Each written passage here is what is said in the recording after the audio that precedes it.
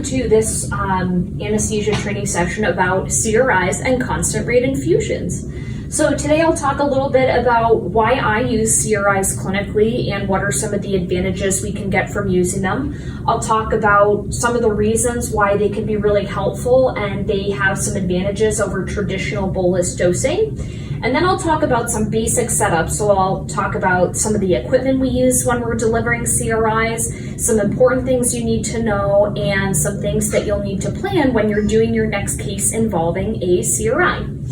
So CRI is an abbreviation for constant rate infusion, and there are many different reasons why we use CRIs clinically. So for example, if we need to give a very slow infusion of the drug, we can just put it on a syringe pump and deliver it gradually.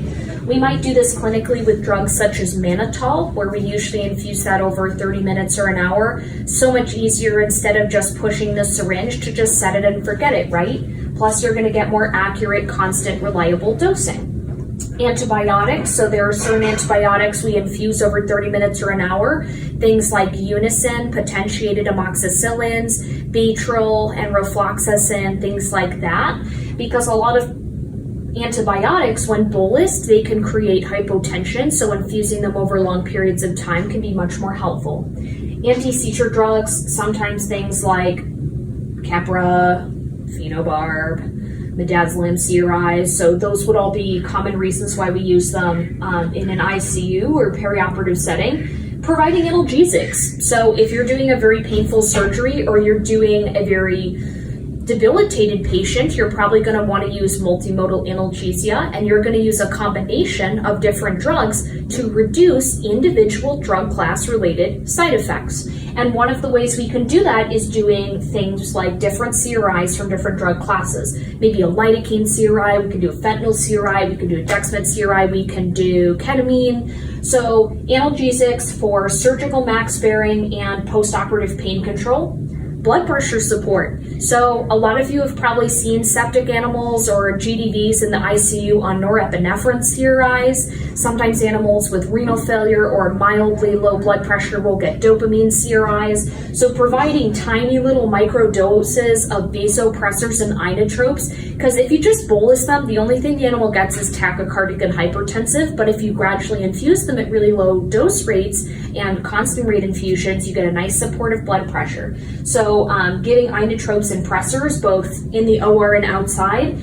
TIVA or PIVA techniques. So TIVA stands for total intravenous anesthesia. PIVA is partial intravenous anesthesia. So these are going to be where you use anesthetics and analgesic drugs to provide max sparing anesthesia techniques or gas-free anesthesia techniques. So this is something you can experiment with either in a healthy patient or if it necessitates it. So sometimes if you're doing lung lobectomy and you're going to cut open the lung tissue, there is always the possibility that isoflurane gas gets leaked into the environment and it can create a toxic risk for people and animals. It's low, but it's theoretical. But you can do animals on propofol, lidocaine, fentanyl and do chest surgery, and they do sometimes better. So that might be another option for you, TIVA or PIVA. So basically, long, slow infusions, drugs we need to give over a long period of time, trying to reduce our gas consumption, or if we anticipate ISO is going to be in the environment, then you can just limit that by putting them on a propofol or alfaxolone CRI.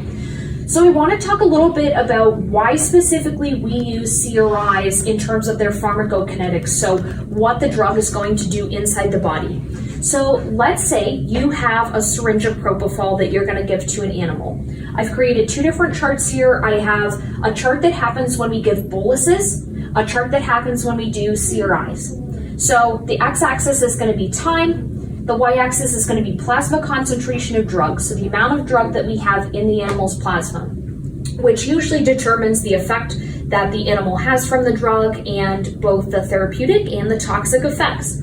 So let's say you have propofol. If you give an animal boluses of propofol, the goal is to make them unconscious, right? But too much propofol could kill them or make them stop breathing for a very long period of time. So what's going to happen if you bolus is that you'll increase the plasma concentration and then it falls down.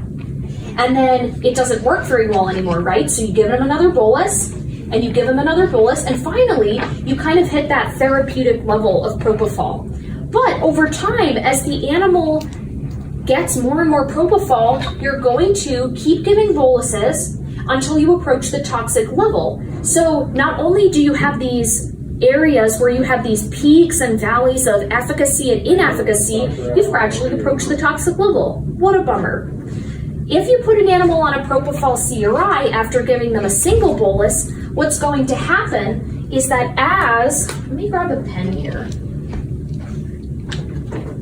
As that initial bolus of propofol comes down, the CRI is going to be coming up to a steady state plasma concentration. So the nice thing about CRI dosing is that you get a constant small infusion of the drug, so you kind of get this nice plateau of therapeutic, efficacious activity, but you try not to reach the toxic level. That is kind of the idea with CRIs. So anytime you need an animal to have something for a long time, or you anticipating it needing multiple doses, just consider putting it on a CRI instead of bolusing it. Not only can you just set it and forget it for the most part, but also you can keep your patient safer. So it's partly a safety thing, right? Now, I want to talk about some basic safety and equipment information relating to CRIs. Now, designing a CRI-related protocol, including drug calculation, is beyond the scope of today's talk, but I will provide some basic math calculations for how to do CRIs and examples of situations where certain CRIs might be appropriate or indicated. So here are some basic things you have to know. So what you'll need for a CRI is that you can either do it free, or you can put it on a syringe pump.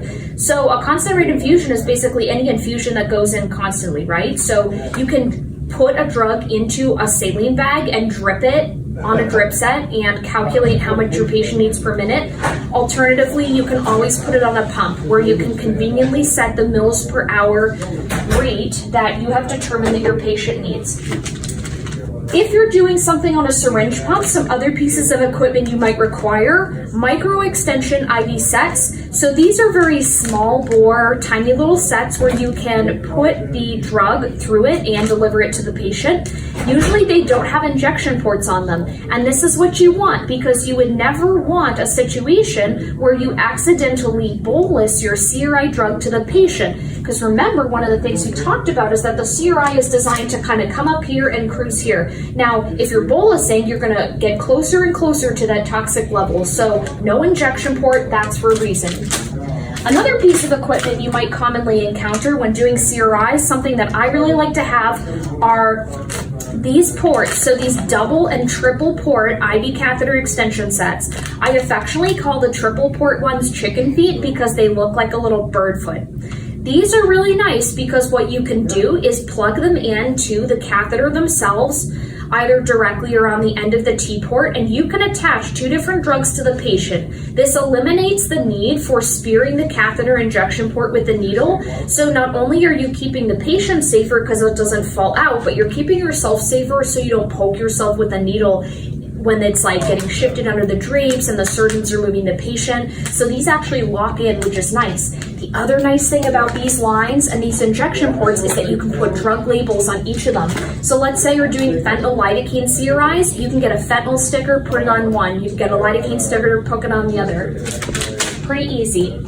So things that I want you to remember when you're setting this up: whenever you're creating a CRI for a patient, whether it's a straight drug or a diluted drug or it's a combination of different drugs, I want you to have that syringe properly labeled. So if you're doing a fentanyl lidocaine ketamine CRI, you need to tell me the dose of each drug that you're using. You need to tell me how many mils each drug you're using, the dilution, and the basic instructions for that, because if you have an incident where the syringe runs out or you need more, we need to be able to make more easily if someone replaces you on the case.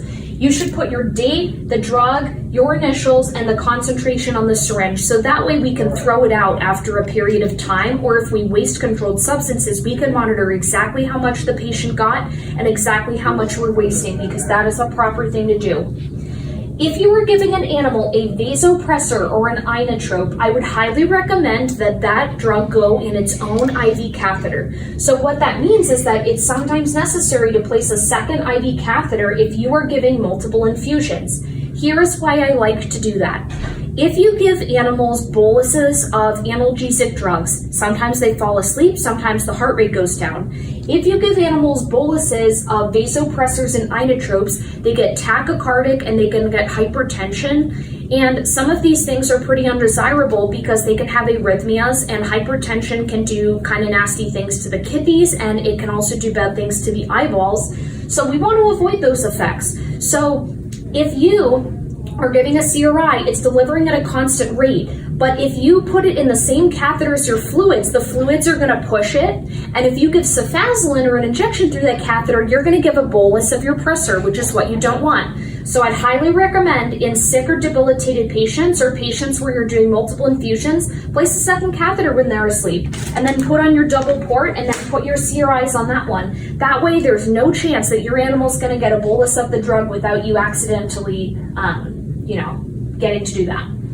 I would highly recommend that if you only have one catheter and you're putting like dopamine or fentanyl through that one catheter, if you need to give propofol or cefazolin or something like that, pause the CRI, clamp it with like the little blue clamp on it, and then slowly deliver your other drug. You might still give a bolus of the drug, but at least you reduce the likelihood that you do so, okay? If you are giving a drug for analgesic purposes, particularly drugs that are very lipophilic, I would highly recommend turning them down or turning them off after prolonged infusions. So fentanyl is very lipophilic, so what happens over time is that it gets stored in different body compartments. And it displays something called time-dependent half-life, so it's not just the time it takes for the plasma concentration to fall by half.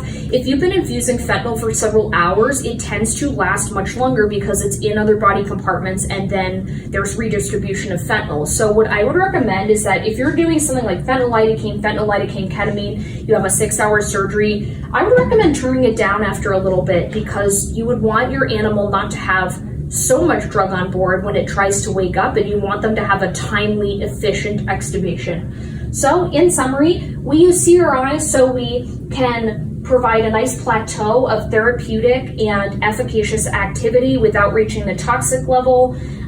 So that's the traditional advantage compared to bolus dosing. If you're making syringes of CRIs, you need to label it with concentration, drug, the recipe if it's a multiple drug dilution, and the date. I would highly recommend placing a second IV catheter when the animal is asleep and labeling your lines with the drugs you're using. If you only have one catheter, pause the CRI and clamp it before you give a bolus of a drug through there. And you might need to use a CRI if you have an animal that needs blood pressure support, if an animal needs constant analgesics, or you're giving a long-infusing antibiotic to avoid hypotension. And that's it.